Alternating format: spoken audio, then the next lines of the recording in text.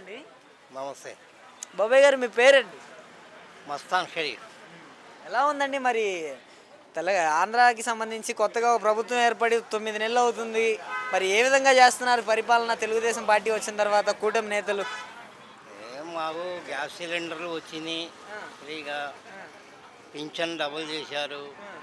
ఇంకా కొన్ని చేయాలా, సూపర్ చేయాలనేది ఇంకా 4 పథకాలు ఉండి చేస్తారు. టైం ఏం కాలేదు కదా, 10 నెలలే కదా, 9 నెలలు కదా అయింది. ఆ, చేస్తారు చిన్నగా, ఓకే. కాకపోతే టైం పడుతుంది. టైం పడుతుంది. ఏంటంటారండి ఇప్పుడు గతంలో ఉన్న వైఎస్ జగన్మోహన్ రెడ్డి పరిపాలించారు కదా, గతం మీరు 5 సంవత్సరాలు చూశారు. 5 సంవత్సరాలు వాళ్ళు ఏ విధంగా కొనసాగించారంటారు? వాళ్ళకు ఒకటే బ్యాడ్ అండి. మా స్థలాలు పొలాలు ప్రతి ఒక్కళ్ళకు ఉంటాయి, కొద్దో గొప్ప. అవి తీసుకెళ్ళి గవర్నమెంట్ వాళ్ళు సర్వే చేసి గవర్నమెంట్ దగ్గర పాస్ పుస్తకాలు పెట్టాలా, ఈ పెట్టాలనేటికి రైతు అనే వాళ్ళకి ప్రతి ఒక్కళ్ళకి మండిపోయింది.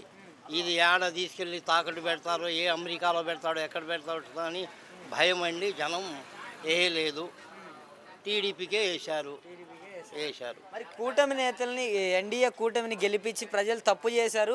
164 సీట్లు కట్టబెట్టినందుకు ప్రజలకి ఏ సంక్షేమాన్ని అందజేయకుండానే 1,00,000 కోట్లు అప్పైందని మాట్లాడుతున్నారు వైసీపీ వాళ్ళు.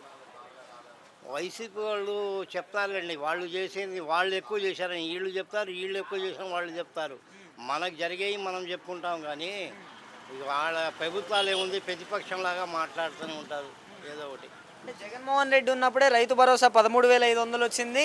అంతేకాకుండా అమ్మఒడి 15,000 వచ్చాయి, 40 సంవత్సరాలకు 18,000 వచ్చాయి, ఆసరా వచ్చాయనే చెప్తున్నారు కదా వాళ్ళంతా.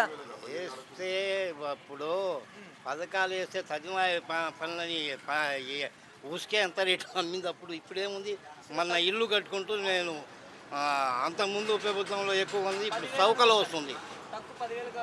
ట్రక్కు 7,000 అట్ట కొన్నాం, ఇవాళ 3,000కే వస్తుంది ట్రక్కు.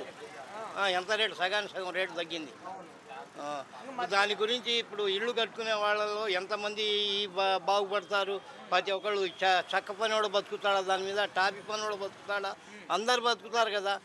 వాళ్ళు ఉసుక డిమాండ్ చేసినప్పుడు ఇవన్నీ పనులన్నీ ఆగిపోయినట్టే కదా. అంతే కదా. అంటే ఈయన వచ్చిన తర్వాత మద్యం ధరలు బాగా పెరిగిపోయినాయి అనేసి అంటున్నారు. మరి దాని సంగతి ఏంటంటారు? మద్యం ధరలు బాగా పెరిగిపోయినాయి అంటున్నారు, దాని సంగతి. మద్యం ఇళ్ళే వాళ్ళు ఎక్కి సపరేట్గా అమ్ముకున్నారని ఇళ్ళ టీడీపీ అంట పోయారు. ఇప్పుడు వీళ్ళెక్కి తక్కువ చేసింది ఏం లేదు, వాళ్ళకి ఆ మద్యం రేట్లు అట్లా జరిగిపోతూనే ఉంటాయి. ప్రభుత్వం అయితే ఇప్పటికైతే మంచిగానే కొనసాగుతుంది అంటారు మీకు తెలిసినంత వరకు కూడా? తెలిసిన వరకు ఇప్పటివరకు మంచిగానే జరుగుతుంటాయి. తర్వాత కూడా 4 సూపర్ 6 అన్న పథకాల్లో 2 పథకాలు అందుతున్నాయి జనాలకి. ఇంకా 4 అందాల అవి కూడా అందుతాయని ఆశిస్తున్నాం.